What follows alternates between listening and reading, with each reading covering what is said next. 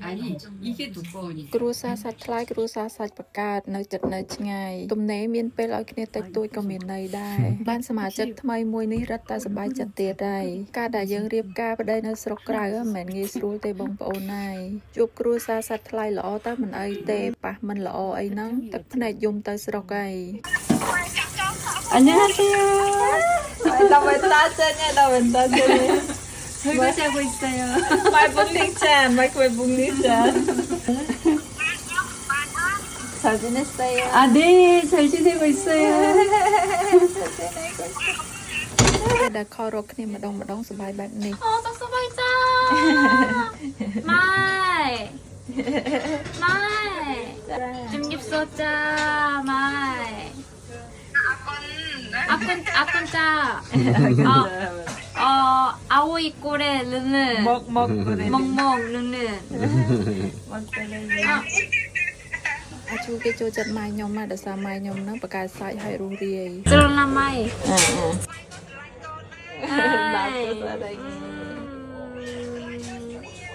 đây cái này 안쪽이야. bẹ đơ kìa bẹ đơ hai nhom tới con bạc cà nực mai à chú cái nực mai nhom đai nằng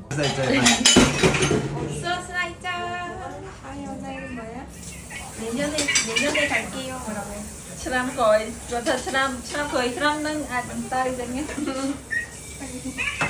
ở đây các bạn 그거. 섭섭하게 봐. 아 좋아?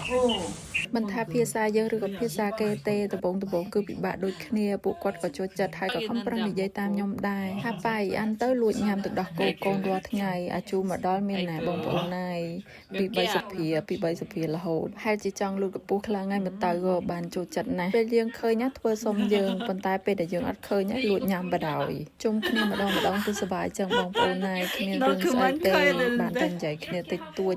តាមល្ងាចហ្នឹងក៏អស់ចិត្តដែរបើរឿងការញ៉ាំអីទុកចិត្តឲ្យម៉ែក្មេងទៅគាត់បានរននឹករបស់ធ្វើណេះឥឡូវមកស្ងោក្រុមក្រេណេះម្ដងថ្ងៃឆ្ងាញ់របស់គាត់ទៀតហ្នឹងណានិយាយទៅបកែធ្វើបកែរននឹករបស់ញ៉ាំមែនតែនម៉ែក្មេងខ្ញុំអាជូគេអត់ចូលចិត្តទេគ្រាន់តែឃើញគេកញ្ញែងខ្លួនរត់ទៅក្នុងបន្ទប់បិទទ្វារឡើងចិត្តហើយស្អុយពេញផ្ទះទៀតហ៎ក្លិនគ្រឿងសមុទ្រហ្នឹងគឺវារៀងធំខ្លាំងមែនអញ្ចឹងទៅអ្នកអត់ចេះអីគ្នាពិបាកទ្រាំដែរហ្នឹងតែបើអ្នកចូលចិត្តដូចពួកខ្ញុំណាញ៉ាំគ្មានញញើតទេជាពិសេសប្តីខ្ញុំហ្នឹងហ្មងបងប្អូនណាគាត់ចូលចិត្តខ្លាំងហ្មងសាច់គោសាច់មាន់សាច់ជ្រូកអីគាត់អត់ចូលចិត្តទេប៉ុន្តែបើរបស់គ្រឿងសមុទ្រអញ្ចឹងអី